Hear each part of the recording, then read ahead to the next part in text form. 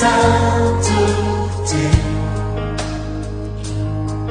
L'univers crie sa majesté. Chantons gloire et puissance, force et louange à l'agneau immolé. Nous allons présenter notre culte de ce matin. Bonjour frères et sœurs.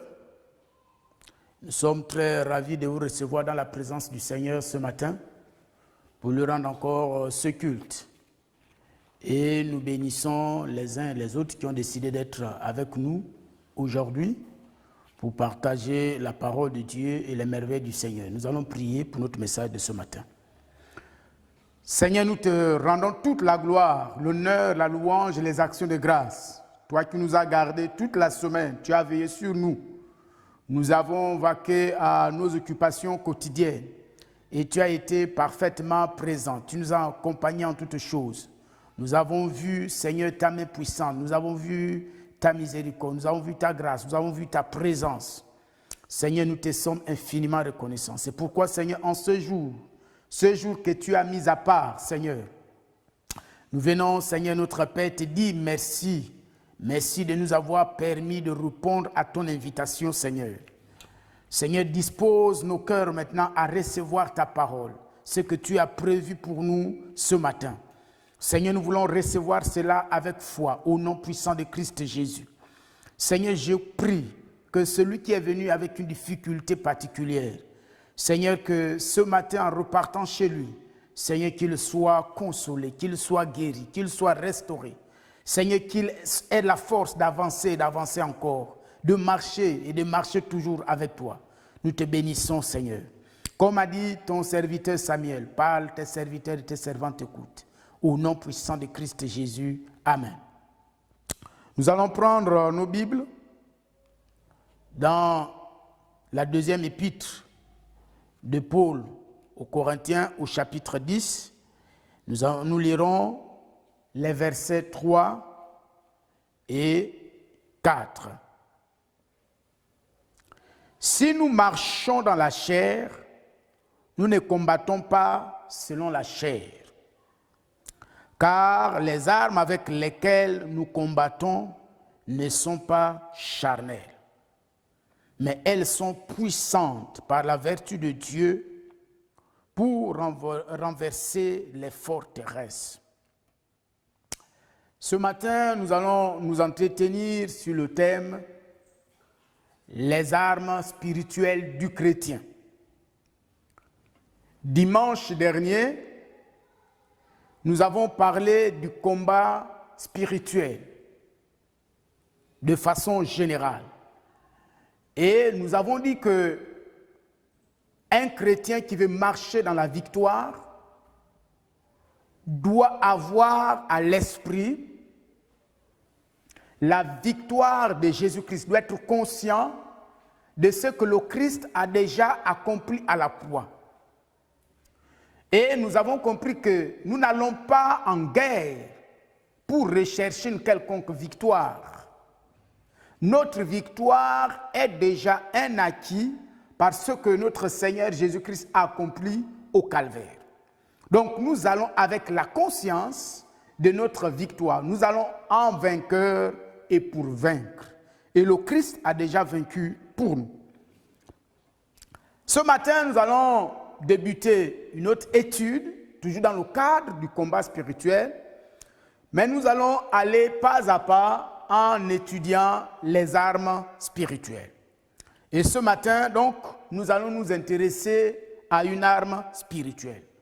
Mais avant de nous entretenir sur cette arme qui fera l'objet de notre méditation de ce matin, il faut d'abord que chaque chrétien, que chaque enfant de Dieu, né de nouveau, transformé par l'œuvre de Christ, comprenne la nature du combat spirituel du chrétien. Quelle est la nature de ce combat? Parce que si nous n'avons pas compris la nature de ce combat, il est évident que lorsque nous serons en face d'une situation de guerre spirituelle, de combat spirituel, il va se trouver ou va s'installer une certaine confusion dans l'usage des armes. C'est-à-dire, nous allons confondre les armes du chrétien et les armes du monde. Alors, nous parlons ici du combat spirituel. Donc, il faut déjà comprendre que notre combat n'est pas naturel. Il est d'abord spirituel. Et donc, s'il est spirituel, ce n'est pas un combat où nous devons faire usage des armes naturelles. On doit plutôt utiliser les armes spirituelles parce que ce combat requiert les armes que le Seigneur a déjà consignées dans les Saintes Écritures. Mais connaître ces armes, c'est une chose. Savoir s'en servir, c'en est une autre. Et donc, ce matin, nous allons voir comment, de quelle manière, devons-nous utiliser l'arme ou les armes spirituelles que nous devons utiliser, qu'on doit utiliser, que tu dois utiliser à chaque fois que tu es devant la bataille. Devant la bataille. Devant la bataille. Alors, la première chose qu'il faut noter, c'est que notre combat est d'abord spirituel. Selon 2 Corinthiens 10, le verset 3, il est écrit « Si nous marchons dans la chair, nous ne combattons pas selon la chair. » Vous voyez? C'est Paul qui parle ici. Il parle aux Corinthiens. Il dit, c'est vrai, nous sommes encore sur cette terre. C'est vrai, nous sommes encore des êtres humains vivant sur la terre, ayant des besoins terrestres. Mais quand il est question du combat spirituel, à ce niveau, c'est clair dans notre esprit, c'est clair dans mon esprit, moi en tant que Paul. Quand je suis devant un problème, quand je suis attaqué par l'ennemi, quand je suis attaqué par les circonstances de la vie, quand je vis le tumulte dans ma vie, je constate des situations anormales, des situations d'adversité. Dans mon esprit, moi, Paul, c'est clair. J'ai compris que mon combat, il est d'abord spirituel. Et s'il est spirituel, les armes dont je dois me servir doivent être de nature spirituelle. C'est clair. Parce que si Paul le dit, parce que les Corinthiens, à leur niveau, ne l'avaient pas compris. Il régnait une certaine confusion dans leur esprit et dans l'église de Corinthe. Et Paul vient remettre chaque chose à sa place. C'est pourquoi il prend le temps d'enseigner sur le combat spirituel. N'oubliez pas que nous sommes ici dans la Grèce antique. Et dans la Grèce antique, il y avait vraiment des forces maléfiques. Les gens adoraient Mercure, les gens adoraient Jupiter, les gens adoraient Hermès, les gens adoraient toutes sortes de dieux. Ils croyaient en toutes sortes de dieux, mais c'était terrible. Et ce qui est pire encore, dans la vie de Corinthe, il y avait l'esprit de prostitution. Il y avait un temple même de prostitution où on pouvait trouver 1000 prostituées. Et c'était cultuel. Donc vous voyez que quand l'évangile arrive dans la vie de Corinthe, l'évangile est confronté à cette guerre spirituelle. Parce que l'évangile gagnait du terrain et les puissants des ténèbres ont réagi. Et c'est pourquoi Paul ici clarifie les choses, fixe les choses pour que les chrétiens de Corinthe comprennent le combat. Il dit que ce combat, il faut les armes spirituelles. Pourquoi? Parce que la confusion dans le combat spirituel, vous allez constater que souvent nous amène à quoi? À la dispute. Il y a ceux qui utilisent l'arme de la dispute, l'arme de la calomnie, l'arme de la médisance.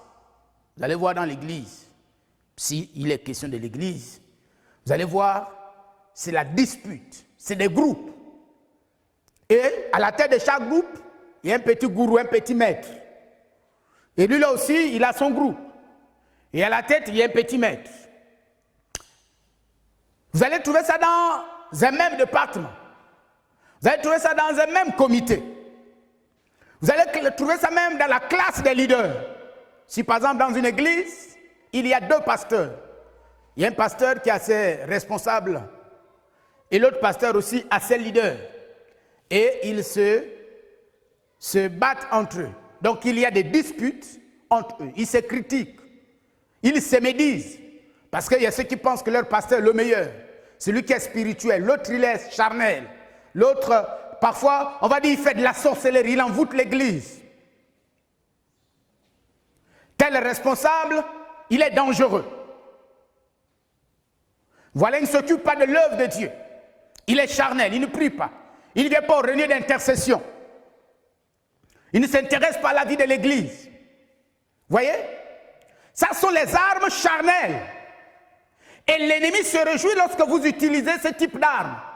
Parce qu'il sait que dès que vous rentrez dans la dispute, dès que tu rentres dans la dispute, dès que tu rentres dans la calomnie, spirituellement ça t'affaiblit. Et lui, il gagne du terrain. La même chose. Vous allez voir que, constatez que, par exemple, dans une famille, monsieur est là, et madame avec ses enfants, ils font des choses. Et monsieur de son côté, il fait aussi pour lui, peut-être avec ses parents. Et là, il n'y a pas d'attente, il n'y a pas d'harmonie. Surtout nous en Afrique, c'est terrible, mais c'est terrible. Il va voir la manipulation extérieure. Peut-être de l'oncle, peut-être de papa, peut-être de maman, peut-être des amis. Et parfois, celui qui manipule, là, il n'est même pas marié. Voyez? Donc, eux, monsieur, madame, pour résoudre leurs problèmes dans le foyer, ils vont utiliser quelle arme? L'arme de la discorde. Parce qu'ils n'ont pas discerné le type de combat auquel ils sont confrontés. Ils n'ont pas compris que ce qu'ils sont en train de vivre dans le mariage, ce qu'ils sont en train de vivre dans le foyer, cette déstabilisation est d'abord spirituelle. Parce que c'est la manifestation de l'œuvre de la chair. Comment tu vas combattre la chair en utilisant les armes de la chair? Ce n'est pas possible. Comment tu vas combattre la chair qui est ton ennemi en utilisant ses armes? Ce n'est pas possible. Elle va te gagner. C'est pourquoi Paul donc nous appelle à discerner, à connaître, à avoir la conscience du type de combat dont nous faisons face régulièrement. C'est un combat d'abord spirituel. Et les armes qu'on doit utiliser, ce sont les armes spirituelles. Ce ne sont pas les armes de la discorde. Même quand vous êtes en face des situations de sorcellerie, qu'est-ce qu'on dit? Oh, on va réunir la famille. On va appeler, je vais aller chercher ma famille. Nous allons nous retrouver. Parce que c'est trop. Oui, c'est bien. Mais la réunion de famille, elle ne va pas forcément résoudre parce que la sorcellerie est spirituelle. Donc, ce n'est pas une réunion familiale qui va résoudre le problème de la sorcellerie. Au contraire, vous allez vous injurier et ouvrir davantage les portes à la sorcellerie. Donc, le combat est spirituel. La situation que tu vis est spirituelle d'abord. Même si elle se manifeste sur le plan naturel, c'est d'abord spirituel. Ce n'est pas la dispute. Ce n'est pas la violence des mots. Ce n'est pas l'harcèlement avec les mots. Ce n'est pas les mésattentes. Ce n'est pas la haine dans le cœur. Ce n'est pas la rancœur. Ce n'est pas quand tu as dit, je ne vais plus te nommer, je ne vais plus te parler, je ne vais plus manger ta nourriture. Ne viens plus chez moi jusqu'à ce que je meure. Oublie-moi. Oublie que je suis ton frère. Oublie que je suis ta sœur. Oublie que nous sommes de la même famille. Ça sont les armes charnelles. Malheureusement, plein de chrétiens, et même toi qui m'écoutes, ce sont les armes que tu utilises. Mais est-ce que tu n'as pas constaté toi-même depuis que tu fais usage de ces armes que l'ennemi ne fait que gagner davantage du terrain? Pourquoi? Parce que tu n'as pas compris la nature du combat auquel tu es confronté. Alors donc, ton combat, il est spirituel. Retiens que s'il est spirituel, les armes que tu dois utiliser doivent aussi être spirituelles. Et ces armes-là, ce n'est pas toi qui les inventes ou les imagines. Elles sont consignées dans la parole de Dieu. La deuxième chose, on dit que les armes, ces armes spirituelles, elles sont puissantes, elles sont spirituelles et puissantes. Selon 2 Corinthiens 10, le verset 14, il est écrit « Car les armes avec lesquelles nous combattons ne sont pas charnelles. » Paul insiste sur le fait, sur l'idée de charnel, parce que les chrétiens de Corinthe, ils avaient tous les dons spirituels, mais ils étaient très charnels. Il dit les armes avec lesquelles nous combattons ne sont pas charnelles. Il dit, mais elles sont puissantes par la vertu de Dieu pour renverser les forteresses. Elles sont puissantes. Il qualifie ces armes. Il dit, elles sont puissantes. Donc, cela veut dire quoi? Quand tu as découvert les armes spirituelles, tu auras toujours la victoire. Quand tu les as découvertes, et lorsque tu les utilises dans le combat spirituel, tu auras toujours la victoire. Parce qu'aucune autre arme ne peut tenir, ne peut résister devant la puissance des armes spirituelles. Pourquoi? Parce que les armes spirituelles du chrétien portent la nature du Dieu qui est à l'origine de ces armes. Parce que Éphésiens nous dit que ces armes, ce sont les armes de Dieu. Donc, ce ne sont même pas nos armes. Vous comprenez, si ce sont les armes de Dieu, alors, ça veut dire quoi? Si ce sont les armes de Dieu,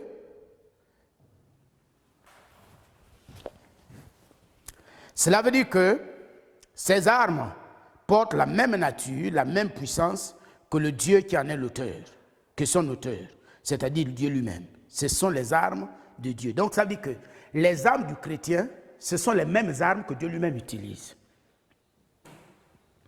Donc ce Dieu qui prend son armure et qui la remet aux chrétiens, ça c'est trop fort. Est-ce que tu comprends ça? C'est Dieu qui prend sa propre armure. C'est que lui, il utilise dans le combat spirituel. Il prend cette armure et il l'a remise aux chrétiens. Il t'a remis sa propre armure. C'est pourquoi dans Éphésiens 6, le verset 13, nous parle des armes, les armes de Dieu. Les armes de Dieu. Donc, nos armes spirituelles sont les armes de Dieu. Et elles sont extrêmement puissantes. Donc, tu peux avoir la foi quand tu utilises ces armes. Quand tu les as connues et quand tu sais les utiliser, tu auras toujours la victoire. Tu auras toujours la victoire.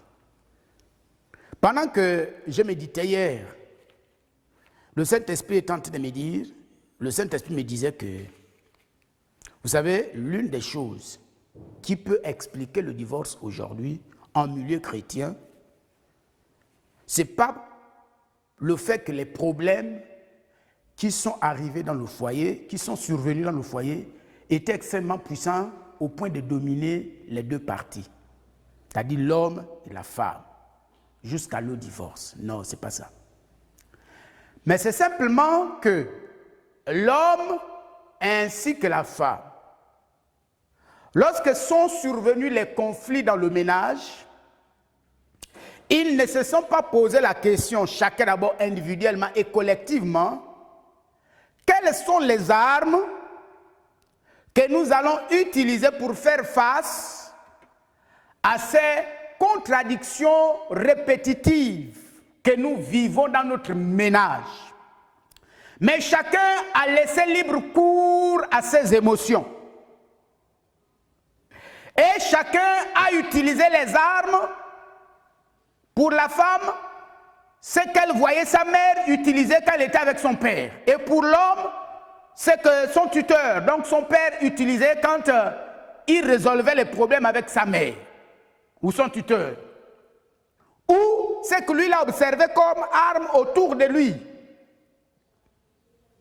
ou en regardant la télévision, novelas. Et novelas aujourd'hui, je vous dis, est un instrument entre les mains du diable pour détruire les ménages.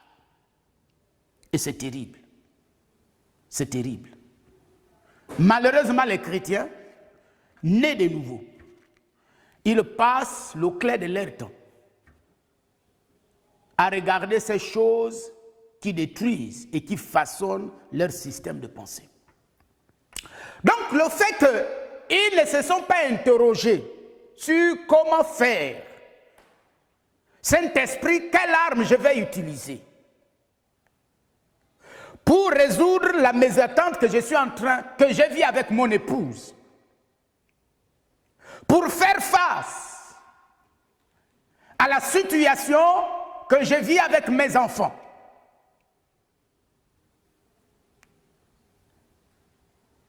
Alors, on s'y est lancé, et finalement, le pire est malheureusement arrivé. Et ça a laissé des blessures chez l'homme, des blessures chez les enfants, des blessures chez la femme, des blessures chez les membres de la famille. En fait, ça a affecté tout un peuple, toute une communauté, malheureusement. Pourquoi? Parce qu'on n'a pas compris la nature du combat spirituel. Et on n'a pas su prendre les armes qu'il fallait au moment où il fallait pour les utiliser dans la situation. Regardez ce que Jésus dit. Jésus dit, Moïse a écrit, vous voyez, c'est Jésus qui parle, qu'il faut une lettre de divorce. Parce que les pharisiens sont venus, mais Jésus, Moïse nous a dit que on peut divorcer. On n'est qu'une lettre de divorce, et puis le divorce est constaté et consommé. Et Jésus va dire, c'est à cause de la dureté de votre cœur. Suivez bien Jésus.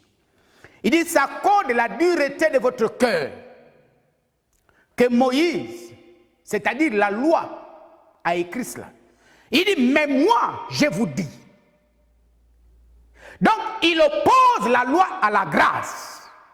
Il dit, mais moi Jésus, moi la grâce, le royaume de la grâce, la nouvelle création. Il dit, moi je vous dis que si un homme divorce et qu'il épouse une autre femme, il commet un adultère. Si une femme divorce et épouse une autre femme, elle commet un adultère. Il dit, mais moi je vous dis. Pourquoi Jésus le dit? Parce qu'en réalité, dans la nouvelle création, la particularité de la nouvelle création, c'est que la nouvelle création a reçu un autre cœur. Un cœur capable de tenir devant toutes sortes de preuves. Selon qu'il est écrit, mais vous recevrez un cœur nouveau. Pourquoi? Parce que comme la loi était intérieure, et le péché était, la loi était extérieure, et le péché était intérieur. Et les valeurs du péché étaient également intérieures. Qu'est-ce que Jésus est venu faire? Il est venu intérioriser la loi.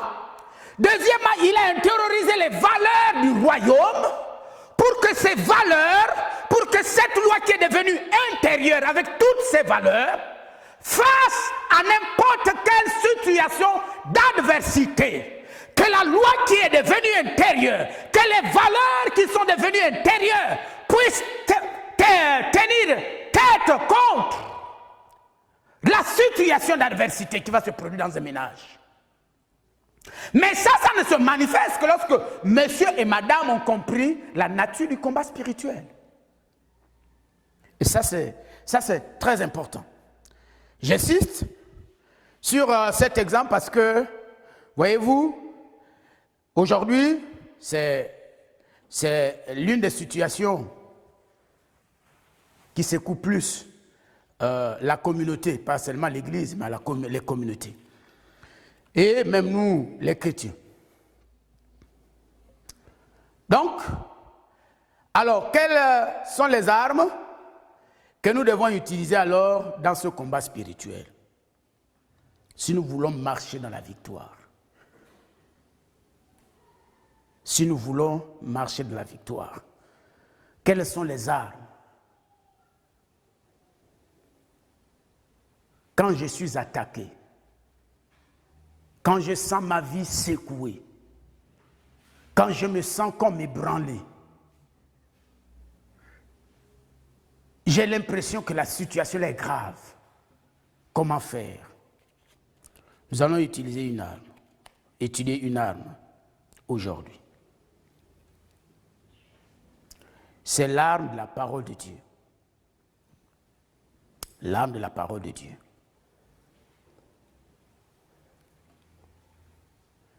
L'arme de la parole de Dieu. C'est l'arme que nous allons étudier aujourd'hui. Nous avons vu la nature du combat, qu'il est spirituel.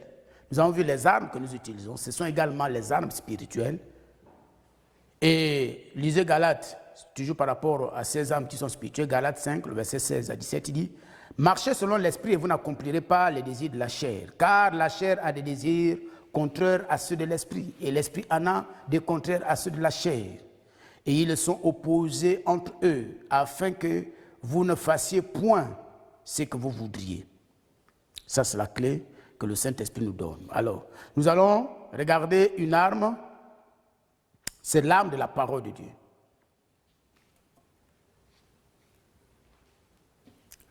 À chaque fois que tu es devant une situation de guerre spirituelle, d'adversité, quel que soit le domaine, même si c'est une tentation, Dieu ne peut jamais te tenter. Dis-toi toujours que ce combat n'est pas mon combat, mais c'est le combat de l'Éternel. Il l'a dit à Josaphat, il l'a dit à David, il l'a dit à Moïse, il a dit ce combat n'est pas votre combat, mais mon combat. Un fils du royaume qui est né de nouveau, dans sa marche quotidienne, quand il est attaqué par l'ennemi, pour Dieu, ce combat n'est pas le combat du fils du royaume, c'est son combat. Pourquoi? Parce que ce n'est pas toi que l'ennemi a attaqué, mais c'est lui qui l'a attaqué. C'est pourquoi il va dire à Paul, qui s'appelait Saul, il dit « Pourquoi me persécutes-tu » Il n'a pas dit « Pourquoi persécutes-tu mon église » Il a dit « Pourquoi me persécutes-tu » Lorsque tu es attaqué, c'est le Seigneur qui a attaqué. Lorsque tu es injurié, c'est le Seigneur qui est injurié. Lorsque tu es méprisé, c'est le Seigneur qui est méprisé. Lorsque tu es rejeté, c'est le Seigneur qui est rejeté. C'est pourquoi il ne peut pas supporter une injure contre toi, un rejet, un abandon, de façon injuste. Il ne peut pas accepter que les gens marchent sur toi. Il ne peut pas accepter que tu subisses des injustices innocemment. Il va forcément réagir. Alors, nous allons donc nous intéresser à l'exemple de Moïse. Nous allons nous intéresser à l'exemple de Moïse. Prenez Exode 3, Exode 2, 11 à 12. En ce temps-là, Moïse, devenu grand, s'est rendu vers ses frères et fut témoin de leurs pénibles travaux. Il vit un Égyptien qui frappait, un Hébreu d'entre ses frères. Il regarda de côté et d'autre. Et voyant qu'il n'y avait personne, il tua l'Égyptien et le cacha dans le sable. Voyez, nous allons étudier l'exemple d'un homme qui au départ n'avait pas compris la nature du combat spirituel et qu'est-ce qui s'est passé. Et après, lorsqu'il a compris la nature du combat et comment il a réagi maintenant et ce qui s'est réellement passé. Voyez ici, c'est Moïse qui a grandi dans la cour royale, dans le palais royal. Il était prince, certainement prétendant au trône. Mais Moïse a eu la grâce d'avoir été sauvé par la fille de Pharaon, c'est certainement la souveraineté de Dieu. Mais Dieu, dans sa sagesse, a permis que la mère de Moïse allaite Moïse et éduque Moïse. Et donc la mère de Moïse a eu le temps d'inculquer à son fils les principes du royaume. C'est important d'inculquer à vos enfants les valeurs de l'évangile, les principes de l'évangile. Pendant qu'ils sont enfants, il faut faire asseoir en eux les principes de la Bible. Parce que devenus grands, ils ne vont jamais se détourner, déclare la parole. Ce n'est pas lorsqu'ils vont être grands que tu vas te battre pour leur enseigner l'évangile. Enseigne-leur les principes de l'évangile. Vis l'évangile à côté d'eux. Deviens l'évangile pour eux à la maison, pendant qu'ils sont petits. Lorsque ces valeurs vont rentrer en eux, vont prendre place en eux, demain, ils ne s'en détourneront jamais. Et ce qu'ils ont reçu orientera leur voie et leur chemin. Je déclare au nom de Jésus que tes enfants que tu es en train de lever maintenant, parce qu'ils sont influencés par le royaume des cieux, ils ne vont jamais se détourner au nom de Jésus. Je déclare que tes enfants ne deviendront jamais des instruments du diable. Que le diable ne se servira d'aucun de tes enfants au nom puissant de Christ Jésus. Parce que la sémence de l'évangile qui est en eux portera son fruit en son temps au nom puissant de Christ Jésus. Donc vous voyez l'enfant Moïse, il a été éduqué par sa mère. Devenu grand, à l'âge de 40 ans, Moïse se souvient qu'il est juif. Et il est touché par la misère de ses frères. Quand il revient vers le bas peuple, il voit que ses frères soupirent et croupissent dans la misère, la plus extrême, la misère totale. C'était époustouflant, c'était invivable, c'était inacceptable. Et Moïse, il est pris d'amour pour ses frères. Donc un jour, il est devant une scène. C'était un Égyptien qui maltraitait, frappait un Juif. Moïse n'a pas pu supporter, un bon guerrier, bien exercé, parce qu'il a étudié dans les grandes écoles militaires de son époque, et il était un brillant élève, vous voyez, un soldat distingué, quelqu'un qui faisait la confiance de Pharaon. Oh, il n'a pas eu, ça ne lui a pas pris de temps pour pour en finir avec l'Égyptien. Il a tué l'Égyptien. Et la deuxième fois, Moïse va refaire la même chose. C'est son propre frère qui va lui dire, mais qui t'a autorisé? Ah, vous voyez? Il dit, mais qui t'a donné le droit de faire ce que tu fais? Vous savez, lorsque vous n'êtes pas né de nouveau, lorsque vous n'avez pas reçu le mandat de Dieu pour opérer dans le monde spirituel, pour faire face à l'ennemi, un jour, l'ennemi vous posera la question, qui t'a autorisé? La même question a été posée à Jésus. Jésus accomplissait des prodiges et des miracles, des choses extraordinaires. Mais les scribes et les pharisiens ont posé la question à Jésus, de quelle autorité fais-tu ces choses? Vous voyez? Et Jésus de leur répondre, il dit, et le baptême de Jean-Baptiste, venait-il de Dieu, du ciel ou des hommes? Pourquoi parle-t-il de Jean-Baptiste? Parce qu'il sait que lorsqu'il est parti de sa famille, il n'est pas rentré comme ça dans le ministère. Il est allé d'abord au pied de Jean-Baptiste. Vous pouvez trouver ça dans Luc 3, à partir du verset 1. Il est allé au pied de Jean-Baptiste. Et Jean-Baptiste était même touché par l'humilité de Jésus.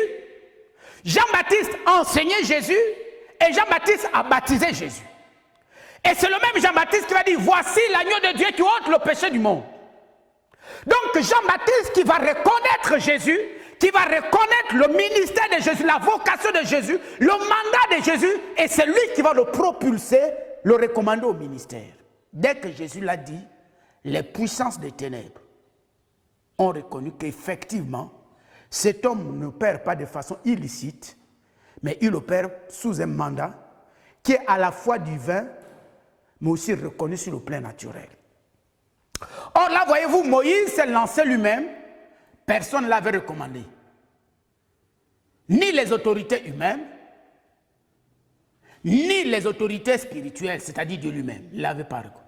Et qu'est-ce qui va se passer? Tout de suite, il va se trouver trahi, obligé de fuir parce que sa vie est en danger. Et donc la mission de Moïse va échouer, le combat de Moïse va échouer, tout simplement parce qu'il n'avait pas su utiliser les armes qu'il fallait. Il n'avait pas compris que le combat auquel il était confronté n'était pas un combat naturel pour utiliser les armes naturelles, ses compétences militaires et tout ça, ou sa position de prince. Mais que c'était un combat spirituel, et ce combat-là, il faut utiliser d'autres armes. Et il a fallu 40 ans.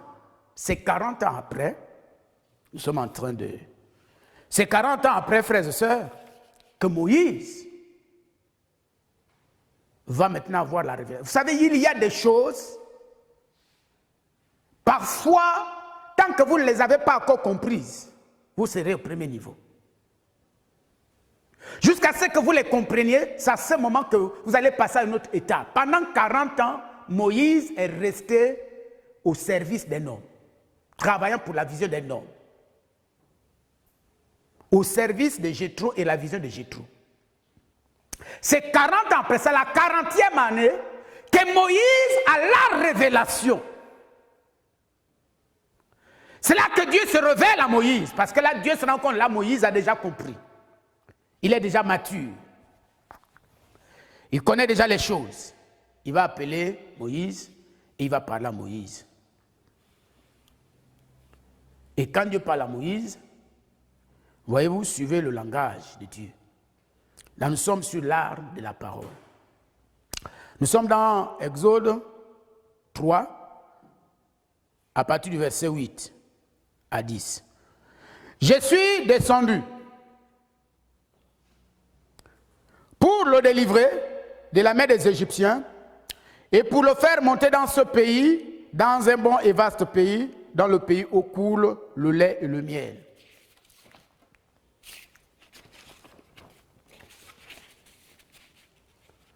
Dans le lieu qu'habitent les Cananéens, les Hétiens, les Amoréens, les Phéréziens, les Éviens et les Jébousiens. Voici les cris d'Israël sont venus jusqu'à moi. Et j'ai vu l'oppression que leur font souffrir les Égyptiens. Maintenant va, je t'enverrai auprès de Pharaon et tu feras sortir d'Égypte mon peuple, les enfants d'Israël. Et tu feras sortir d'Égypte mon peuple, les enfants d'Israël. Dieu ne travaille pas sans sa parole. Dieu ne se reconnaît que là où il y a sa parole. Au commencement, Dieu. Au commencement était la parole. La parole est l'alpha. Et la parole est l'oméga. Là où la parole est alpha, Dieu est à l'œuvre. Et là, c'est le premier enseignement que Dieu va donner à Moïse. Il dit, Moïse, maintenant, assieds-toi. Tu vas aller délivrer mon peuple, mais il faut que tu comprennes que la première arme, c'est ma parole. Hier, tu as utilisé l'arme de tes compétences. Ça ne marche pas dans le royaume. Ça ne marche pas dans le combat spirituel. La première arme, c'est ma parole. C'est moi qui dois te dire. Tu te lèves sur la base de ma parole. Parce que je n'agis, je ne travaille que là où est ma parole. Voici pourquoi vous allez voir des leaders chrétiens qui ne réussissent pas leur mission. Un leader chrétien. Dieu lui fait grâce, il l'établit dans un pays comme au Gabon. Il t'établit directeur général. Il t'établit chef de service, il t'établit ministre. Et malheureusement, à la fin de ton mandat, tu échoues. Tu échoues pas parce qu'il y a des coups bas. Tu échoues pas parce que ces gens sont dans des loges. Non, c'est faux. Aucune loge ne peut envoûter un enfant de Dieu. Aucune loge ne peut empêcher un enfant de Dieu de réussir. Par contre, l'enfant de Dieu se laisse envoûter, engloutir. C'est lorsqu'il n'a pas compris les armes qu'il doit utiliser en tant que directeur général, en tant que chef de service, en tant que ministre, en tant qu'officier. Quelle est l'arme? C'est la parole. Tu sais que tu dois tenir une réunion stratégique où des grandes décisions doivent être prises. Avec ta hiérarchie, quelle est la première chose que tu dois faire? Tu dois faire comme Moïse. Tu dois recevoir d'abord la parole. Et c'est sur la base de la parole que tu te lèves. Parce que c'est cette parole que tu as reçue qui va te servir d'arme. Quand tu vas à la réunion, tu as une orientation claire. Tu ne vas plus à la réunion sur la base de ce qu'on t'a dit qu'il y aura une séance de travail. Mais tu vas à la réunion sur la base de la parole. Donc quand tu marches sur la parole. Mais laquelle parole? La parole que le Seigneur t'a donnée.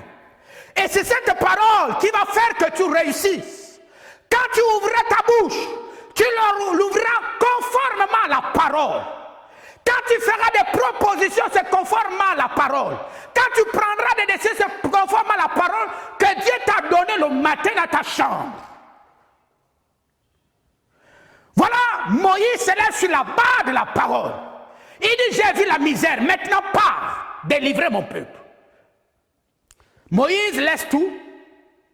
Il ne laisse pas tout parce que ses frères l'ont appelé. Il laisse tout parce qu'il a la parole.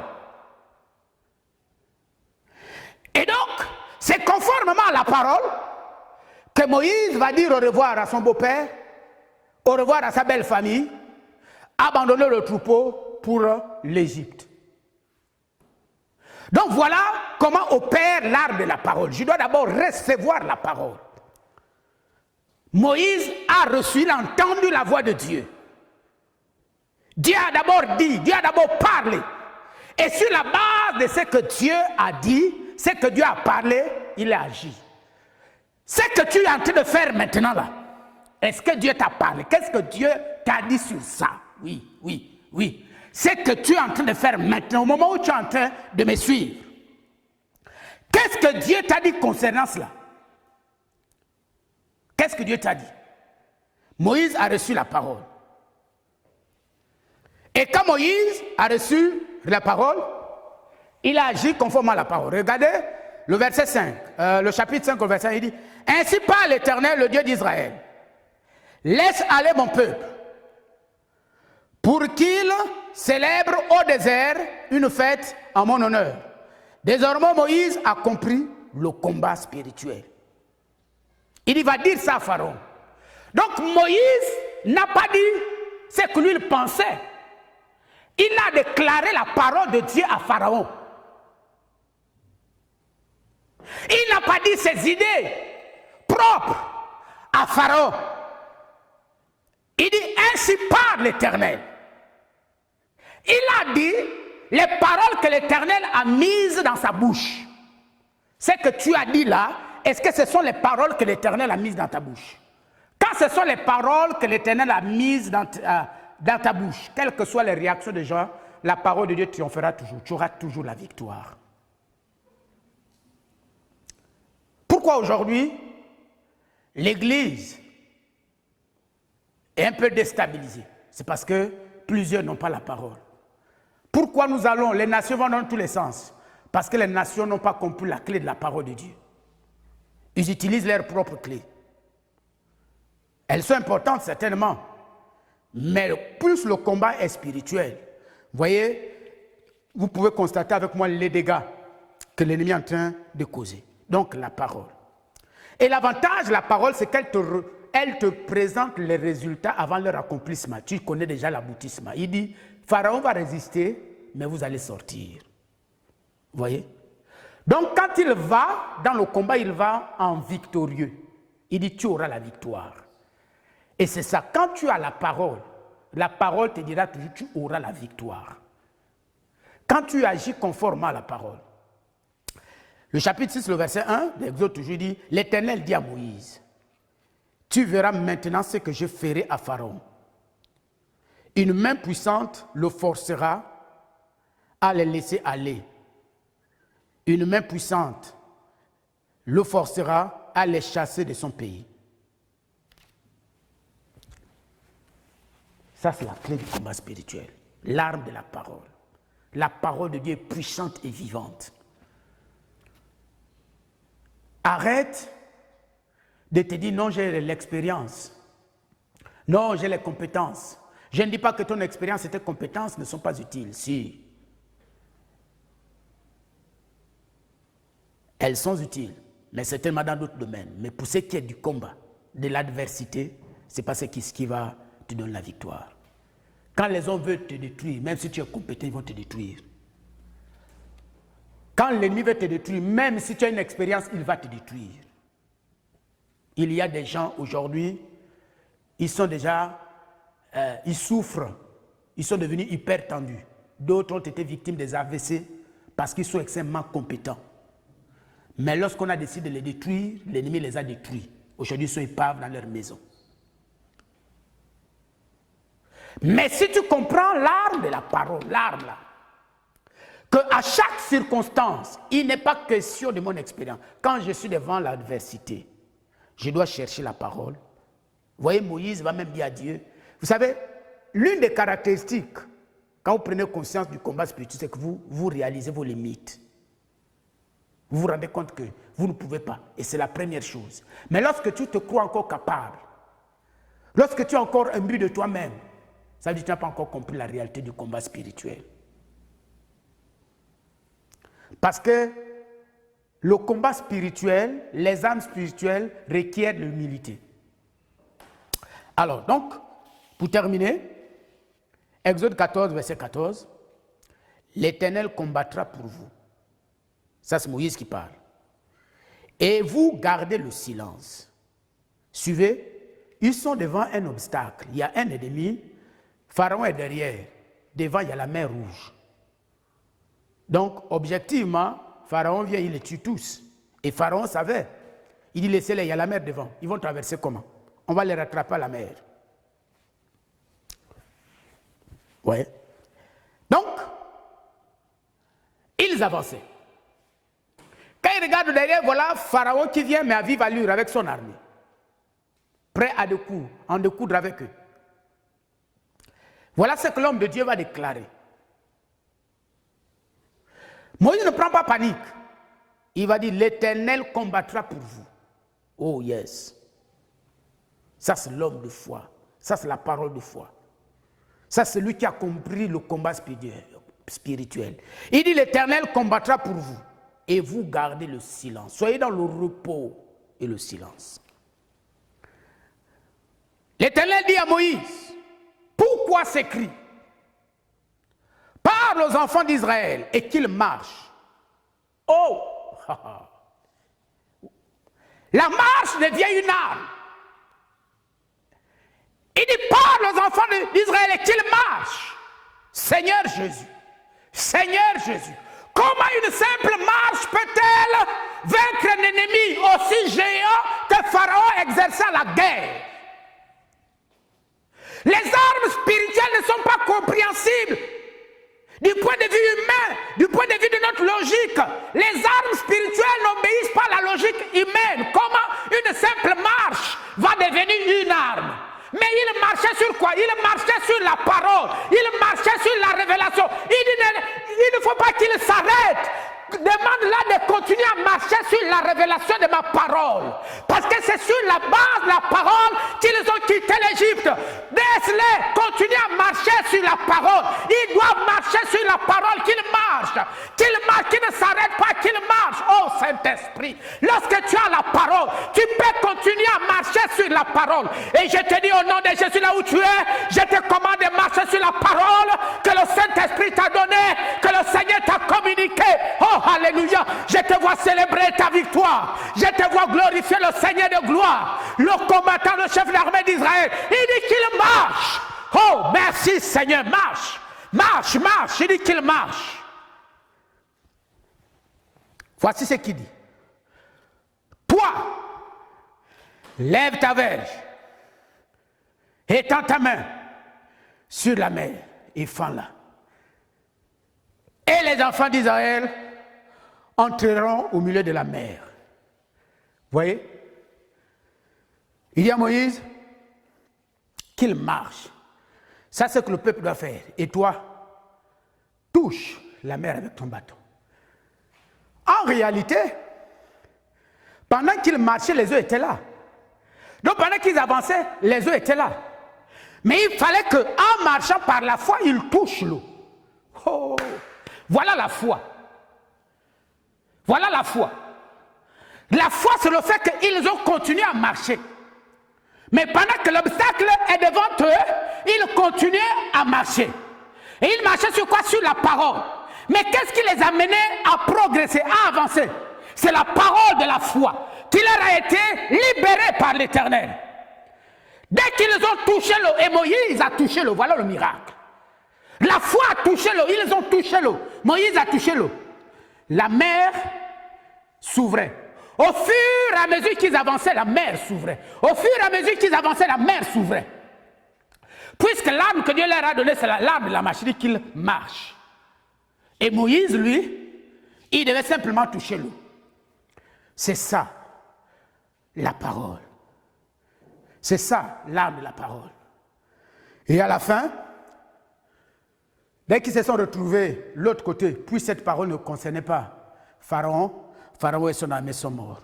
Et vous voyez, pour terminer, Matthieu 4,4, Jésus a utilisé la même arme. Quand le diable attaque Jésus, Jésus dit, il est écrit. Il est écrit. Donc, Jésus lui-même s'est servi de l'arme de la parole. Et mon frère, ma soeur, toi qui m'as écouté ce matin, le Seigneur veut que tu prennes cette arme et que tu commences à te servir d'elle. À chaque fois que tu seras devant une situation de combat spirituel, d'adversité, ne t'embrouille pas, ne te précipite pas à faire ce que tu as décidé de faire. Cherche la parole de Dieu. Laisse l'Éternel te donner la parole. Et cette parole te servira d'arme. Le problème, ce n'est pas recevoir la parole. Tu vas la recevoir. Mais la difficulté, c'est manifester la foi, c'est-à-dire appliquer cette parole. La difficulté ici, ce n'est pas ce que Moïse avait dit, qu'il marche. Il a déclaré qu'il marche. La difficulté, c'était le fait d'accepter de marcher. Parce qu'il y a un obstacle devant, mais il faut marcher. C'est là où intervenait la foi. L'eau est là, les vagues étaient certainement hautes. Mais il faut marcher, c'est ça. C'est là où intervient la dimension de la foi. La difficulté de Moïse, ce n'était pas d'avoir reçu la parole. La difficulté, c'était de prendre le bateau et toucher l'eau. Parce que c'est là où il y avait toutes les questions. Est-ce que ça va marcher ou que ça ne va pas marcher? Mais la foi a touché. Dès qu'il a touché, c'est rendu possible. Alors donc, mon frère, ma soeur, je vais terminer par ce témoignage. En 2018, nous avons organisé une conférence, la CISGA, Conférence internationale des serviteurs de Dieu, de Christ au Gabon. Et là, le Seigneur m'avait donné une parole pendant les préparatifs de la conférence. La parole disait, le Seigneur en a besoin. C'est un passage biblique qui est dans Matthieu 21. J'ai expliqué cette révélation à mes amis, parce que nous étions un comité. Et pendant la conférence, l'homme de Dieu est arrivé, nous avons commencé la conférence. Le jeudi soir, quand on fait le bilan, la trésorerie nous dit, nous avons un déficit de 15 millions. On doit obligatoirement trouver 15 millions avant samedi pour pouvoir éponger toutes les dettes. C'était un grand défi. Le matin, donc le vendredi matin, quand j'arrive, avant d'arriver, j'ai d'abord pris du temps avec le Seigneur le vendredi. Et le Seigneur m'a donc rappelé ce passage qu'il m'avait donné, cette parole qu'il m'avait donnée. Le Seigneur en a besoin. Et quand le Saint-Esprit me rappelle cette parole, il me rappelle que j'avais 150 000 que j'avais mis de côté. J'ai pris les 150 000. Il m'a dit la clé du miracle est dans cet argent. Après l'enseignement de l'homme de Dieu, nous étions arrivés au moment des offrandes et là je me lève. Je rappelle ce passage que le Seigneur m'avait donné. Le Seigneur en a besoin. Et j'ai expliqué la situation à la salle. Dès que j'ai expliqué la situation à la salle, j'ai déposé mes 150 000. Le Saint-Esprit a libéré une onction de générosité.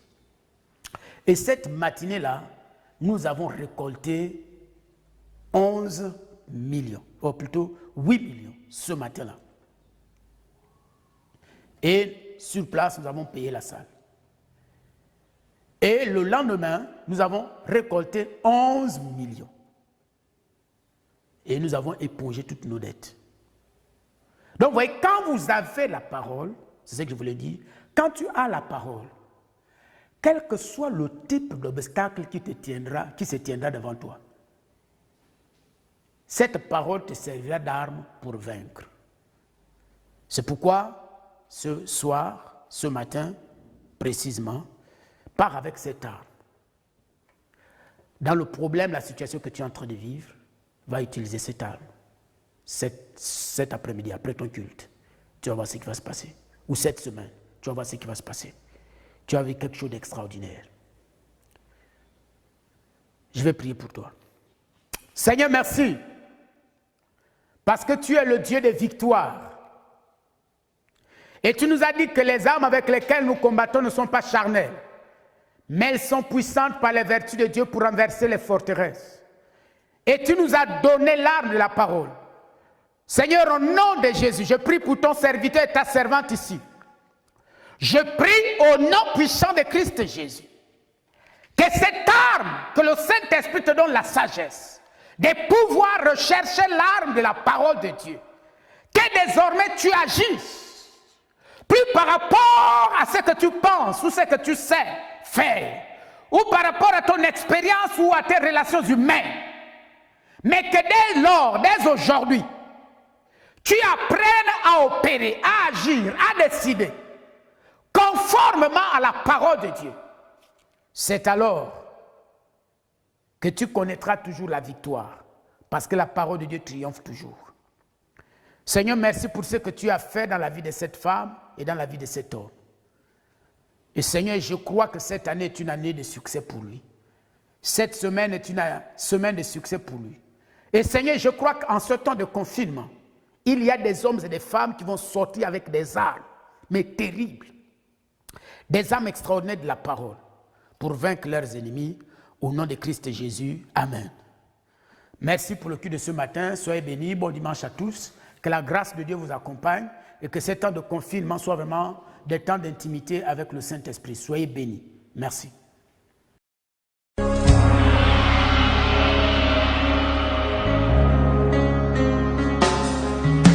les anges de sa sainteté, l'univers crie sa majesté.